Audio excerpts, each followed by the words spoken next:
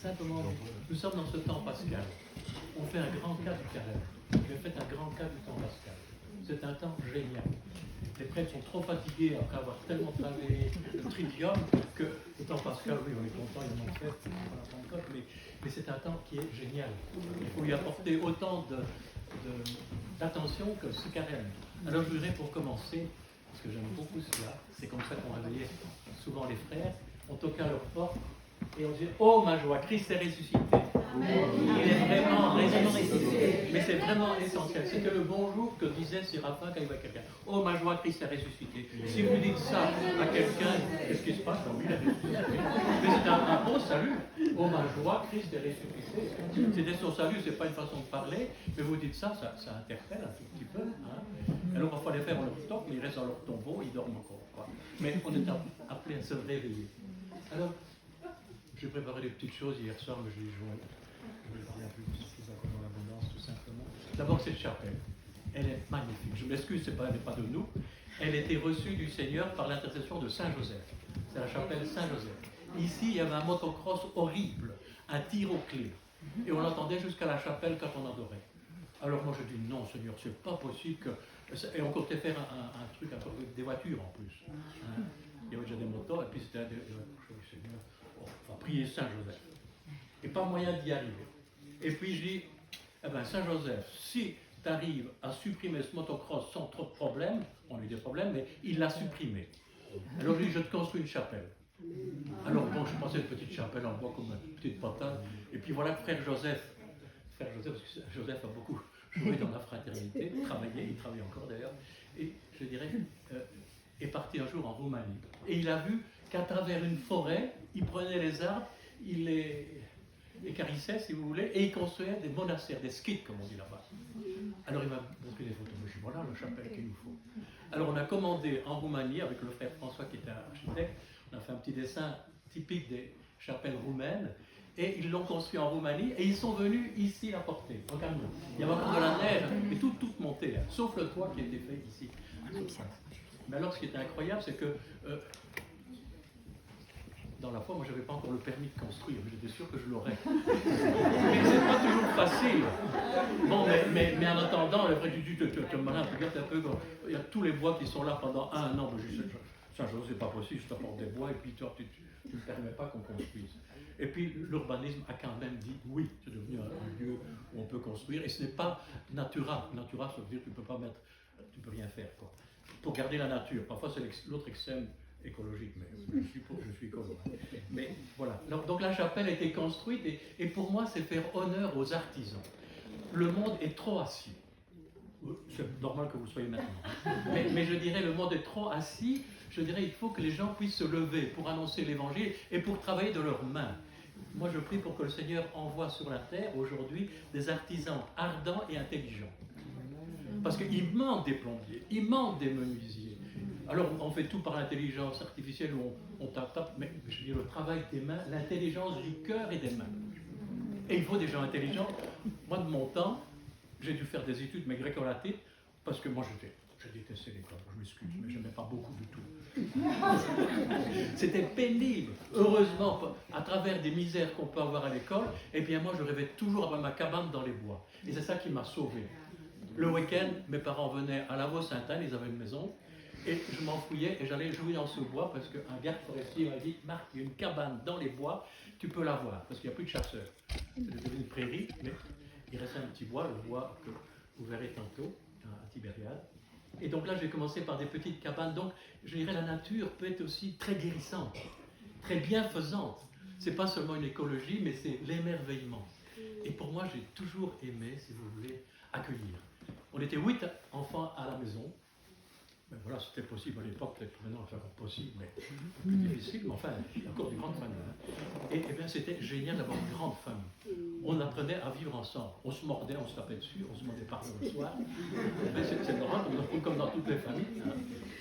Et puis, quand j'ai eu 8-10 ans, je me dis, oh plus tard, je serai prêtre, comme il y en a qui seraient cosmonautes, quoi. Et puis, j'ai fait mes gréco-latines et je voulais arrêter mes études vers, il me restait 2-3 ans. Et mon père dit, non, tu iras jusqu'au bout de tes humanités, après tu feras ce que tu veux. Eh bien, merci papa de m'avoir un peu engueulé. J'étais là, donc, tac, tac. Moi, je le traitais de gros bourgeois et tout ce que vous voulez. Hein. Et puis finalement, je me rends compte que je suis content d'avoir eu un papa bourgeois qui était économe et qui m'a permis d'avoir un bois. Vous voyez, on se rend compte parfois la grandeur de nos parents après. Hein, mais pendant quand vous rentrez dedans, que vous voyez, mon père me dit, espèce de communiste, toi. C'était l'époque.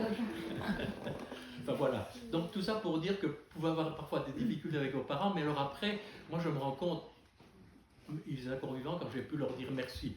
Et mon père qui me dit, j'étais le petit canard avec un autre frère à la maison, hein, et puis mon père était très fier de ce petit canard, je t'appelais le canard.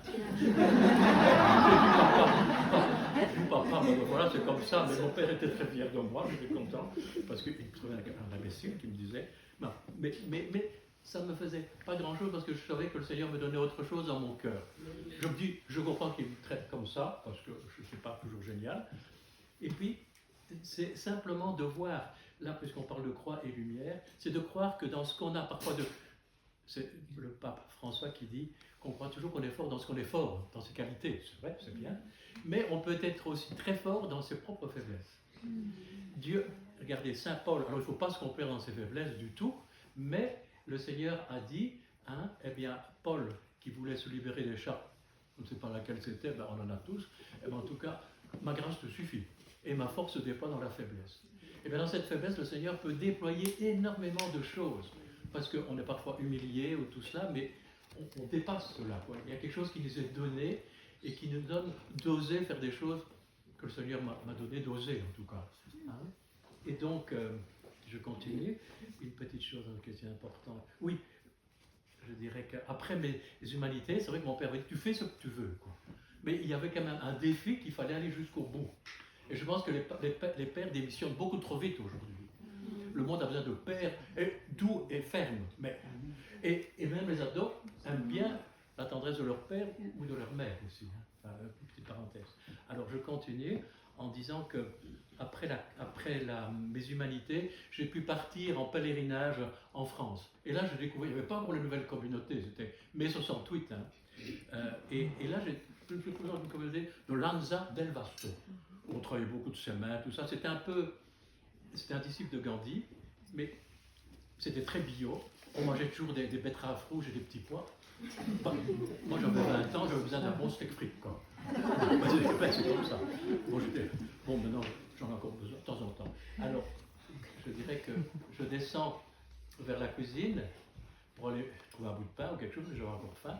Et il me dit, un jeune qui a mon âge, t'as pas faim d'autre chose? Ben non, je vais faire un bout de pain, un peu de fromage. Ben, on va descendre. Et on se retrouve je descends avec lui dans une cave voûtée, une ancienne bergerie, où il y avait tous des jeunes qui avaient mon âge. Et ils chantaient, j'ai dit, mais enfin, qu'est-ce qu'ils chantent? J'avais fait du grec, on dirait du grec un peu spécial, de l'araméen, enfin des langues juives, on dirait une secte ici. Ben oui, mais il n'y a pas encore eu le renouveau, quoi, directement. Et ils s'imposaient les mains, mais tiens, moi il me semblait qu'avec les évêques qui faisaient ça. Et puis bon, moi je vais, pour qu'ils m'imposent les mains, tu veux donner ta vie à Jésus? Ben oui. Pour me donner ma vie à Jésus, à ce moment-là, c'était déjà aussi de me préparer pour fonder une famille. Parce que, disons, je vais toujours suivre Jésus, mais je dis c'est trop beau le mariage, je vais me réserver pour celle que le Seigneur m'en donnera. Et quand j'avais construit Tibériade, je m'étais dit que dans la première petite maison, qui était une petite chapelle, j'avais un lit, j'avais un autre lit superposé, il y avait une table, un coin de prière, un feu vert où je construisais cette petite maison. Déjà pour ma princesse, je dis, on passera des heures devant enfin, comment on peut rêver. Et puis j'avais même j'avais organisé, parce que je vois toujours un peu à l'avance, il y avait le lit, mon lit, et puis j'avais laissé une place pour mettre 10 planches. Comme ça, quand je serais marié, je n'aurais qu'à agrandir le lit. Mais tout était prévu. Mais voilà, je n'ai jamais agrandi le lit, je vous dirai la suite. Et donc, c'est une manière de rêver. Moi, quand je pense à quelque chose, je me dis, tu rêves, mais mets-le en pratique. Si tu rêves dessus, eh ben, fais ça, quoi. Mais, sinon, ça reste des évasions et tout. Hein? Alors, après cela, je vais à la Cambre. La Cambre, c'est une école... mais tout ce qu'il y a de plus franc-maçon, moi j'en savais rien du tout. Et vous avez oublié, ils commençaient à prier sur vous. Ah oui, prier sur vous. Tu veux donner ta vie à Jésus? Merci. Oui, je veux. Et puis je suis parti. Et le lendemain, c'est vrai que c'était important le lendemain, j'ai vécu une espèce de grâce où j'aurais été comme un chaume qui aurait passé d'un capot d'une voiture à une autre voiture, tellement il y avait une espèce de joie où tout me paraissait très lumineux.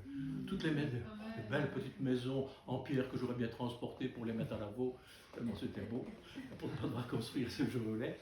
Et puis, j'étais dans un monastère, je me dis, tu veux pas te faire mal? Non, moi je m'encapane dans les bois. Et puis après, j'attendais impatiemment ma bien-aimée. Mais elle ne venait pas, c'est peut-être elle, non, c'est pas encore ça.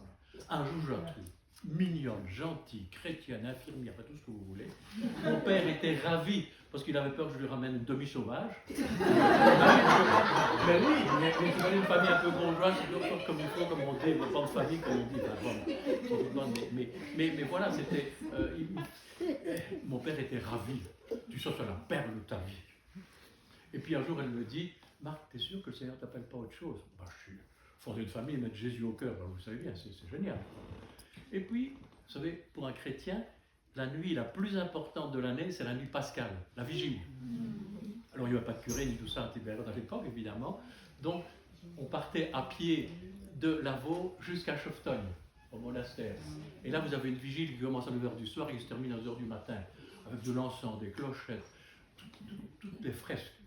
Et là, pendant cette nuit, tout d'un coup, ben voilà, je suis amoureux, et ben je deviens comme si dans mon cœur, le Christ me présentait l'Église comme une épouse possible à aimer.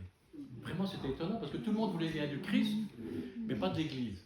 Et moi, cette nuit-là, je découvrais l'Église comme une possibilité de me livrer à elle, comme le Christ s'est livré pour l'Église, pour le monde. Et là, j'ai senti dans mon cœur qu'il m'était comme proposé, pas du tout gare à toi, c'est ça, non. Est-ce que tu veux pas l'Église, peut-être? Et l'Église est devenue, pour moi, une histoire d'amour, quoi. Elle est devenue vraiment comme une épouse.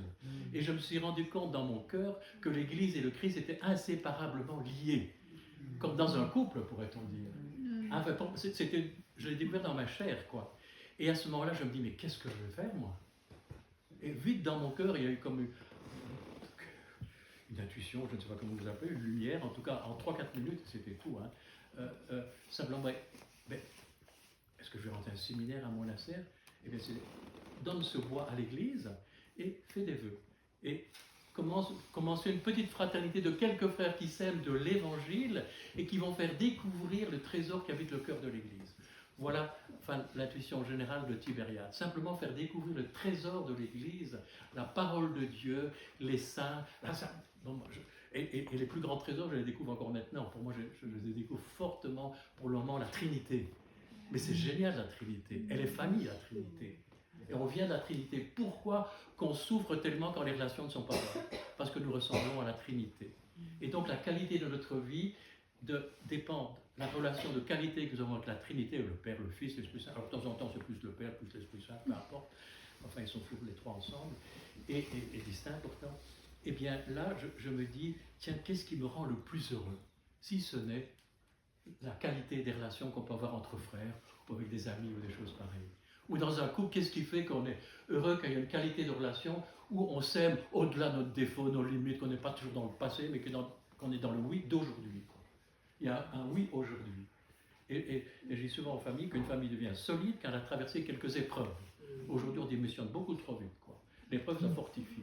Et tout couple vit des épreuves, mais il n'y a pas que les épreuves. Il y a une espèce de joie. Enfin, moi, quand je vois des mamans avec des enfants, et je les vois, parfois, j'en ai près de Ville, des petites familles Nazareth qui vivent 1 an ou 2 proches de la communauté tout en étant autonomes. Je vois une maman qui a 3 enfants. Mais c'est incroyable le don qu'elle fait pour se donner. Mais les cris, les trucs, enfin, c'est incroyable. Et puis je les vois de mieux en mieux, de plus en plus calmes quand ils viennent à la messe dans mon ermitage. Enfin, c'est incroyable le don d'une maman, et d'un papa évidemment, hein. Ma fille a beaucoup de sentinelles. Donc, mais je dirais que c'est beau. Et donc, je me dis, je comprends que certaines familles disent, on ne veut pas d'enfants, mais c'est horrible. Mais aujourd'hui de dire, mais tu ne crois pas que si tu as des enfants, tes enfants pourront aller plus loin que toi. Vos enfants iront plus loin que vous. Ben, c'est vrai. Et ça, c'est important. Je dis, un monde sans enfants, c'est un monde cauchemar. Et c'est tellement beau de voir la joie des enfants et leurs cris. Ben oui, je tape dessus, mais pas tout le temps, quoi. Ils sont des câlins aussi. C'était superbe. Je dis, mais c'est incroyable. Cette maman, à un moment, j'entends hurler la maman. J'entends jusqu'à mon ermitage. Qu'est-ce qui se passe? Oh, il y avait le petit qui était tombé du deuxième étage, enfin du dessus de la chambre, était passé par terre, tombé sur du béton. Oh, je me dis, oh, quelle affaire. Une autre maman vient la soutenir parce qu'elle n'en pouvait plus, elle était aussi mal que le petit, qui hurlait. Je me dis, il crie bien, je crie fort, il a mal, mais il crie bien. Je me dis, c'est déjà bien.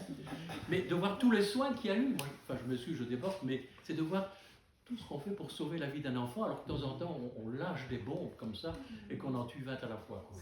Hein? Mais alors, c'était beau de voir que cette maman, qui était en affaires, elle ne va pas ici, quoi, évidemment, on l'emmène directement à Saint-Luc, à Bruxelles, il reste 2-3 jours là, et il dit, les médecins disent, écoute, il y a un miracle parce que cet enfant à la fac du Cannes, mais il va très bien. Alors elle dit, mais oui, c'est vrai, j'avais mis une petite médaille miraculeuse. Pour elle, c'était la foi, c'est pas magique, hein, mais elle avait demandé la protection de son enfant, aussi bête que ça. Ben, moi, j'aime bien les médailles miraculeuses de temps en temps. Je dois relancer sur un petit truc. Enfin, dans la foi, c'est pas magique, comme je dis. Je continue. Donc, oui, pour dire la beauté de la famille, mais c'est aussi, la famille vit le mystère de Pâques, puisque Pâques, c'est le mystère central. Alors quand on dit Pâques, soit il y en a qui ne veulent que la résurrection, ou d'autres qui ne pensent qu'à la croix. Ben non, ils sont tous les deux aussi inséparablement liés. Tu peux vivre dans une souffrance et qu'une joie soit juxtaposée à ta souffrance. C'est souvent le cas d'ailleurs. Parfois un peu plus de joie ou un peu plus de souffrance, peu importe, ça ne dépend pas de ce qu'on vit, mais de se dire qu'il n'y a pas de croix qui ne débouche sur la lumière. Ça, c'était aussi quelque chose d'important. La croix est toujours... Bon, je vous dirais qu'au début, j'étais avec Séraphin Saravo, ma joie Christ est ressuscité, je ne pensais pas aux croix du tout. Après, elles me sont tombées dessus. Eh ben, c'est bien. Tu les prends comme elles viennent, mais après, tu les intègres dans ta vie et tu te dis, mais est-ce que tu veux suivre le Christ ou pas? Bon, ben alors... Mais je dirais que ce n'est pas resté tout le temps sur la croix. Il y a vraiment cette grâce de Pâques, on pourrait dire tous les jours, et on peut vivre des petits mystères de Pâques à travers un enfant qui est difficile et puis qui s'améliore, ou bien tout d'un coup on n'a pas d'idée même pour faire la cuisine, puis tout d'un coup il y a une idée géniale pour faire quelque chose de délicieux pour ses enfants et son mari. Et bien voilà, c'est une angoisse de ne pas savoir faire la cuisine, et puis vous avez tout ce qui vous tombe sur la tête, et puis vous êtes habile de votre imagination, de vos mains, de votre savoir-faire. Enfin voilà, c'est des petites Pâques. Alors il y a des grosses Pâques aussi qu'il faut assumer, mais elles sont aussi créatrices de choses, quoi, enfin de choses, ou d'événements, ou d'humilité, ou un chemin qui nous sanctifie aussi. Enfin, je crois beaucoup à la sanctification, et comme je vous dis que j'adore l'Église, et pour moi, je dirais, l'Église, il faut l'aimer. Et il y en a tellement qui la critiquent. C'est comme une épouse, quand vous lui dites qu'elle est belle, elle est encore plus belle. C'est votre mari qui a bien coiffé aujourd'hui. C'est joli. Ça vous fait du bien, non? Enfin, je suppose, vous ne répondez pas. Enfin, moi, je devine, mais enfin, je sais que ma mère, quand elle revenait du coiffeur, elle avait été faite permanente. Alors, comment tu trouves ma coiffure? Je vais faire quelque chose comme ça, qu'elle m'a... Et mon papa, ça va. Et je dis pas ça, je dis... Enfin, bon, ben oui, mais... Je dis, oh, oui, que tu es belle, voilà, c'est tout. Mais à l'époque, on dit... Même les enfants ont besoin de voir que vous vous aimez. Pas des grandes démonstrations d'amour, mais même vos ados, vos grands, et même quand ils ont 25 ans, ils sont contents quand vous êtes un peu disputé, que vous vous donnez la main, hein, ou des choses pareilles. Enfin, c'est incroyable que l'amour a besoin aussi de s'exprimer, pas seulement, étant dit, je t'aime discrètement, c'est pas du fanfaronnage, mais je dirais, les jeunes ont besoin de voir que vous vous aimez après 35 ans de mariage. Il n'y a pas longtemps, j'ai reçu un faire-part, je trouve ça délicieux, un couple, 62 ans de mariage. Pas 62 ans de mariage. Et alors, il meurt, le mari, non, la maman, l'épouse, Joseph, meurt vers 93, 94 ans, et le même jour, son mari a une attaque. Il n'en pouvait plus. Enfin, c'est un tel choc. Hein, et il a une espèce d'AVC. 2 jours après, il meurt. Alors, à la fois c'est bon, alors la fille qui me raconte ça me dit, quelques jours avant que maman ne meure, elle est morte subitement, et bien, c'était elle ou lui, peu importe. Allez, prends-moi dans tes bras. Alors, l'un ou l'autre dit, serre-moi un peu plus fort, va. Je trouve ça délicieux. Hein. Et alors, figurez-vous qu'ils sont enterrés le même jour, le jour de la Saint-Valentin. Moi, je trouve ça génial. Moi, je dis, mais tiens, je dis, mais c'est vrai, ça. C'est pas, tu ne me racontes pas des machins un peu sensationnels. Mais non, c'est comme ça. Hein, et pourtant, ils ont eu aussi des misères dans leur couple. Mais ils étaient... Ah bon, on ne l'a pas fait exprès, on ne savait pas faire autrement. Quoi. Ben alors, moi, je trouve ça génial. Quoi. Mourir ensemble, plus ou moins ensemble presque. Hein. Mais en tout cas, dans l'église, leurs deux tombes étaient là, comme ils étaient à deux, 62 ans avant, avec deux chaises pour se dire oui, oui. Ah ben voilà. Alors, je dirais qu'aujourd'hui, priez pour les familles qui ont des souffrances, qui ont difficiles. Mais le monde attaque la famille. Vraiment, c'est très, très, très dur. Parce qu'elle est trop trinitaire. Et le démon ne sait pas diviser la Trinité. Impossible. La famille peut encore un peu par des ruses, oui, par l'épanouissement, le machin, toute gratitude. Enfin, bon, il faut des thérapies et tout. Mais il faut beaucoup l'Esprit Saint et aussi de la détermination. Je t'aime pour toujours. Et c'est pas... en aimant à moitié ou en trouvant toujours des excuses pour des guérisons, ben, vous guérissez. C'est l'amour qui guérit les blessures. C'est tout. Hein. Et le Seigneur fait en sorte qu'il y a un départ. Mais aujourd'hui, on n'encourage pas assez à pas seulement cette fidélité, mais à ce rapprochement. Alors, qu'est-ce que je vais encore vous dire? Je vais arrêter là. Quoi? À Lacan. Ben oui, à Lacan. C'était terrible. Lacan, c'était mai 68. Ce qui était terrible, c'était à Lacan, à ce moment-là, tout ce qui était moche était beau. Et, oui, mais c'est comme ça, il fallait des machins tordus, vicieux. Je dis, oh, c'est moche. Et moi, on me disait, mais enfin, toi, t'es le petit calotin. J'étais resté avec mon petit peu bleu marine et mes petits cheveux normaux, quoi. Mais là-bas, il y a 45 ans, 60 ans, je ne sais plus, peu importe. Enfin, il y avait déjà des crêtes de toutes les couleurs, hein. Donc, bien avant aujourd'hui, avec des boucles d'oreilles, mais plein. Alors, il me disait, alors, moi, parfois, je ne sentais pas, j'étais vraiment l'innocent. Je donne mon doigt. Je sentais des choses au cafétéria. Je dis, tiens, c'est drôle, qu'est-ce que c'est? Tu sais, ils se filment tous ici. Hein. Ils filment quoi? De la drogue, hein, ah bon, c'est ça. Alors on me dit, qu'est-ce que tu prends en commerce, toi? Parce que je faisais des choses qui étaient intéressantes. Moi, je prends de la tisane. Mais oui, j'avais pas besoin, honnêtement, je n'avais pas besoin de ça pour avoir de la créativité. Voilà. Tu peux nous parler de la rencontre avec ton premier disciple Joseph, et on va oui. Et puis, d'accord, très bien. aux questions. Très bien. Après, vous pourrez poser vos questions. Oui, mais ce qu'il y avait, par exemple, j'étais très désolé. Moi, je croyais dans la foi à ce projet de Tibériade, une petite fraternité qui vivrait de l'évangile pour faire découvrir les trésors de l'Église, mais il n'y avait personne qui venait. Et je comprends, il y a beaucoup qui disent, qu'est-ce que tu veux? Il n'a aucune expérience, il est dans son bois là comme ça. Quand il y a des séminaristes, ça va être difficile au séminaire, il dirait casser du bois avec frère Marc, quoi. Ben, pour dire, mais je comprends que les gens pouvaient un peu, pas se méfier, mais se dire, mais enfin, il est un peu un doux rêveur. Et c'est même pas doux rêver, c'est espérer et mettre en œuvre. Et alors, personne ne venait. J'avais eu des jeunes qui étaient passés, tout ça, ils m'avaient même mis dehors, je vous dirais. Hein. Pendant aussi, moi, je me suis retrouvé au monde des cartes avec André Louf. Heureusement, il m'a dit, c'est toi ou personne d'autre. Bon, heureusement que j'avais parfois des gens qui me poussaient un peu. Et puis, je dis, Seigneur, il y a quelqu'un qui me dit, dans certaines communautés nouvelles, il prie Saint-Joseph, et ça va très bien. Ben, moi, je vais écrire une prière à Saint-Joseph, et je vais lui demander qu'il m'envoie un bon frère. Bon, je prie. Et puis voilà, j'étais en train de construire la chapelle en pierre, et il n'y avait pas encore le toit, et puis voilà qu'il y a un jeune qui s'amène, et il dit, oh, moi j'ai toujours rêvé de consommer une charpente. Ah, ben, je sais, tu veux venir avec moi, si tu veux. Comment tu t'appelles? Je m'appelle Joseph. Ouh. Alors Marc, je me dis, Marc ne fait pas trop d'illusions, tu as eu tellement de déceptions, tout ça.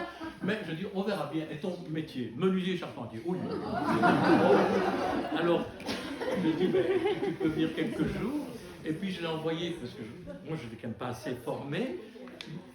Je l'ai envoyé chez Daniel Ange la première année de Jeunesse Lumière, et qu'il a bien formé. En tout cas, c'est une bonne étape d'affermissement des fondements. Et Joseph est toujours là depuis 35 ans. Et c'est un frère solide qui a été fondé en Lituanie, qui a été au Congo. Enfin, voilà quoi. Et donc, Saint Joseph, c'est un puissant intercesseur, vous le savez bien. Mais pour moi, il est simplement pistonné parce que Marie, ce qu'elle a vécu avec Jésus, eh bien, elle ne l'a pas oublié. Ce qu'elle a vécu avec Joseph, elle ne l'a pas oublié.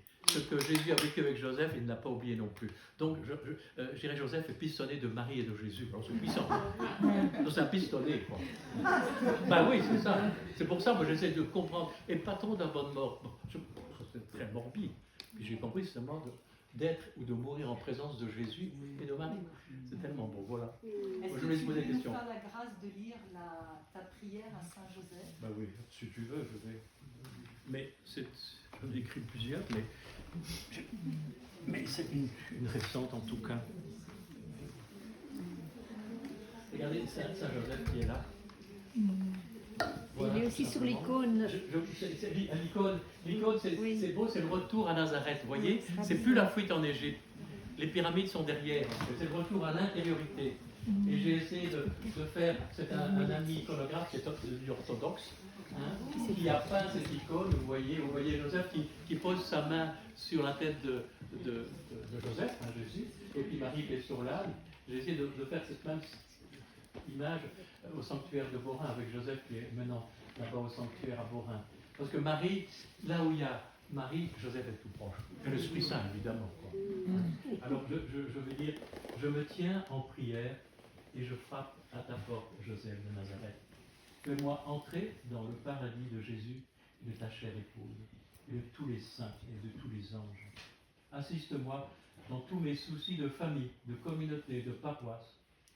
Toi qui à Bethléem as pris Jésus dans tes bras, je veux être ton enfant, afin que tu m'éduques à être aux affaires de mon Père, d'être à l'essentiel, d'être à l'école de Jésus, doux et humble de cœur. Toi qui es maître de la vie en vie intérieure, aide-moi à bien gérer ma vie profonde, pour recevoir la grâce et la force d'aimer. Toi qui étais cet humble artisan, suscite de nouveaux artisans ardents et intelligents. Donne-moi de bien gérer mon travail. Demande à Jésus et à Marie de me remplir de l'Esprit Saint, pour que Jésus, ton enfant, soit annoncé, connu et aimé. Oui, que la lumière du Christ et de l'Église éclaire la terre entière. Amen. Alors je vous laisse poser des questions.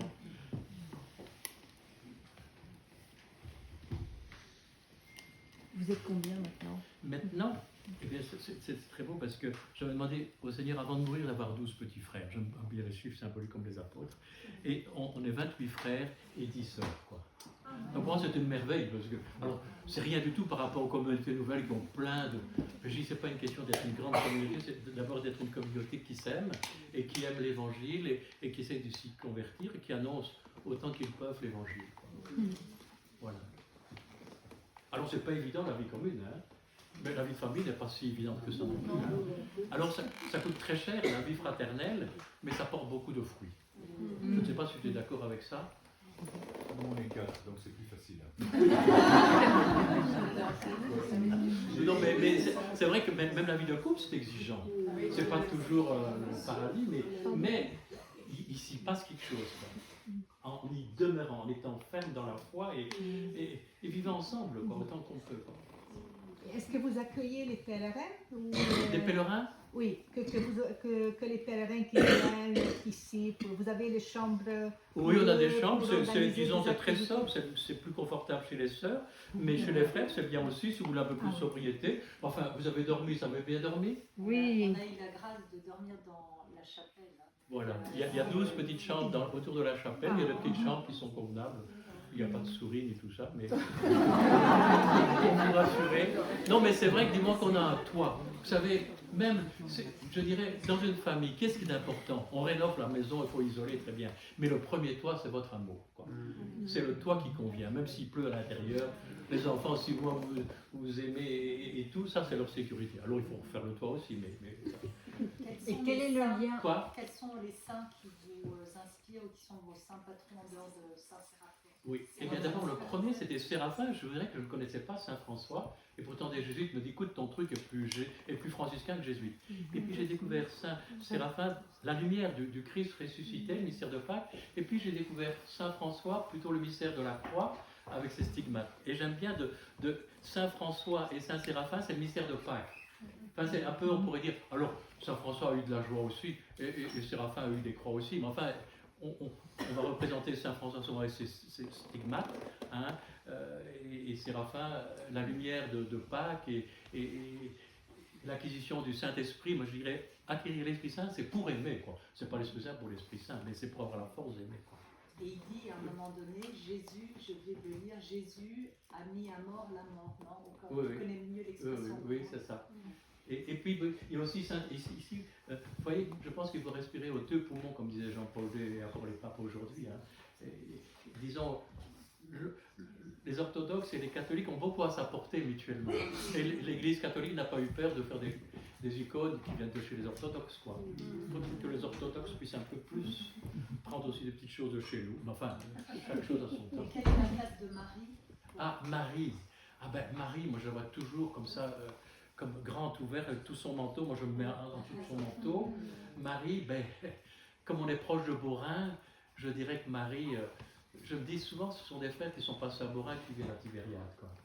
Ou bien Marie et Tibériade, c'est lié. Je dirais Marie, là, oui, je l'aime beaucoup comme maman, comme... je lui demande toujours de nous protéger, mais j'aime toujours mettre les gens ensemble. Marie, Jésus, JMJ, quoi. Jésus, Marie, Joseph. Comment?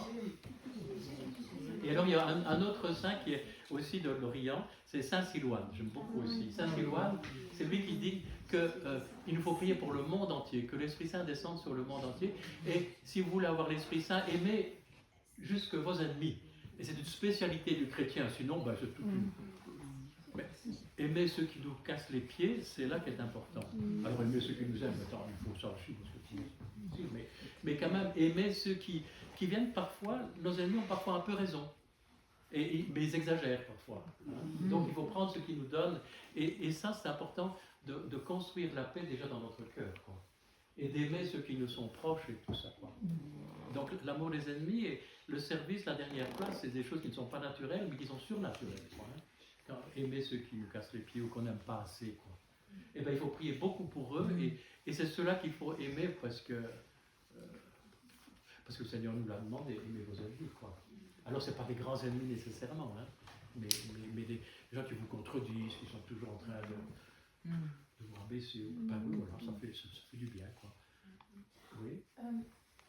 Tu as dit que c'est à cause d'un rêve que Tibériade est venu, un rêve dans ton cœur. Est-ce que tu as encore des rêves maintenant? Oui, j'ai encore des rêves. J'en ai encore quelques-uns à réaliser.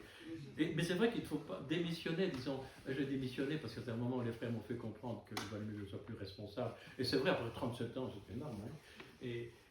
Mais en tout cas, ce n'est plus la gloire d'être fondateur aujourd'hui, parce que tous vous voyez les problèmes de tous les fondateurs. Bon, j'ai sûrement eu des défauts, mais je n'ai pas fait des choses dramatiques, mais sûrement des tas de petites choses que je n'ai peut-être pas bien faire. Mais c'est montrer que le Seigneur passe aussi à travers des pauvres pécheurs que nous sommes, mais nous ne sommes pas que pécheurs, il y a aussi une grâce en chacun d'entre nous. Et il faut la reconnaître. Hein? Alors, le rêve, mais je rêve, tantôt, comme disaient les images, mais je suis encore timide, l'air de rien. Eh bien, moi, je voyais aussi dans la chapelle, mais dans toutes les églises, je vois toujours un filet d'eau, comme une espèce de rivière qui traverse l'église, c'est la fraîcheur de l'église, l'eau vive de l'Esprit Saint, l'eau vive de la parole, l'eau vive de la charité. Tu as vu cette image tout à l'heure? Elle m'habite tout le temps. Quand je suis dans une église, je vois partout toujours un filet d'eau qui traverse l'église. Et je rêve de construire une chapelle, justement, avec un rocher spirituel, le Christ, avec le côté ouvert, et de l'eau qui coule et qui traverse toute la chapelle. Voilà. Et puis de se mettre, alors l'image de se mettre en dessous du flot, comme vous voyez Sœur Faustine, là, vous voyez à l'icône, se mettre en dessous des flots rouges et bleus du Christ de Sœur Faustine que vous voyez, cette image populaire. Merci beaucoup pour cette image. Y a-t-il un message que vous estimez le plus important à nous communiquer là aujourd'hui?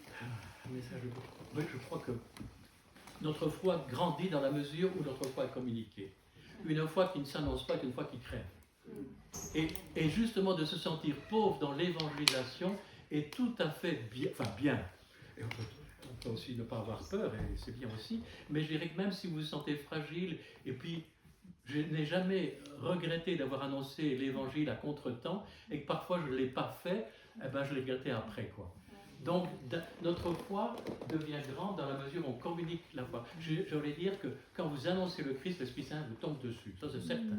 Si vous voulez des Pentecôtes, ben annoncez le Christ. Qui prier justement pour être protégé quand on veut évangéliser? des gens. Ben oui. Qui prier? Ben l'Esprit Saint en tout cas, et puis de se dire, allez, arrête de te regarder, toi, hein, tu vas vers l'autre, parce que tu vois, mais qu'est-ce qui veut dire que tu manques de respect? Mais non, c'est pas du prosélytisme. Si tu es dans une bonne nouvelle, tu dois pouvoir le faire, quoi. Et je dirais, c'est donner du bonheur, quoi. Je dirais, comme vous êtes famille ici, quelque chose que j'ai encore entendu d'un couple qui vit et qui a près de 50 ans passé d'histoire de mariage, quoi. Je lui dis, mais comment, je demande au père, à l'époux, comment vous vous êtes rencontrés? Ils étaient tous les deux, ils se donnaient la main dans le fauteuil, dans le divan. Et j'ai dit, comment vous vous êtes rencontrés? Alors il y a le mari qui dit, ben voilà, moi j'étais amoureux d'elle, mais elle avait beaucoup de galas. Ah bon? Alors il dit, et ma chance, moi. Je lui disais pour quelque chose d'important après. Et puis, j'ai appris qu'elle allait en Autriche skier. Je déteste le ski, mais je vais quand même y aller parce que. Et ils se sont rencontrés là. Alors il y a la dame qui lui dit tu veux venir skier avec moi? Oh non, moi j'aime mieux marcher. Alors, on va. Alors, la femme se soumet, oui, entre guillemets. Enfin, elle dit on va marcher ensemble. Et puis à un certain moment, lui, il arrête. Et il lui dit, je vais te poser une question. Crois-tu que je peux te rendre heureuse? Oui, tout de suite. Pas 30 jours de Saint-Ignace pour discerner si c'était ça ou pas. Le coup de cœur. Et alors, la femme donc sa femme qui était dans le vivant, qui était encore en main, hein, il dit, et je peux dire qu'il m'a rendue heureuse. Mais c'est beau, hein. Regarde, on pourrait dire, je t'aime, oui, mais c'est moi qui t'aime, mais crois-tu que je peux être... Alors le message pour moi, c'est de rendre des gens heureux. Ça, ça me paraît un message essentiel, par l'évangile et par une tas de délicatesse, quoi, d'être actif dans l'amour, quoi, créatif. Et le Seigneur se sert de toutes nos situations. Allez, moi, allez, un des rêves. Pour moi, je rêve qu'il y ait beaucoup d'artisans, que les gens retrouvent le travail des mains qui soit valorisé, même pour des intellectuels qui prennent un quart de temps pour bricoler, quoi. Rapprendre le réel, construire des maisons, savoir faire un beau mur en pierre, parce qu'on ne trouve plus de maçons, il y en a encore, hein, mais plus assez. Ou des menuisiers, ou des... Enfin, on est tous artistes, hein, même dans la cuisine, quoi. Le jardin, ben oui, le jardin, faire du pain, qu'est-ce que c'est, moi? Écrire, rêver, aller annoncer l'évangile, faire du bonheur, et c'est pas... Nos voisins, nos voisines, c'est très, très court. Enfin, il ne faut pas aller très loin, on peut aller très loin, hein. Et pour le moment, je rêve d'aller à Lorette, parce que j'aime beaucoup la maison de Marie. J'ai jamais été, mais je dis, et je voudrais aller aussi au Mexique, là où il y a le pancho de Tianguigo. La Tilma. La Tilma, je ne sais plus c'est quelle ville. Notre-Dame de Guadalupe. Guadalupe, c'est magnifique, c'est le Saint-Suaire de la Vierge Marie. Enfin, voilà, Amen. Merci. Voilà, merci.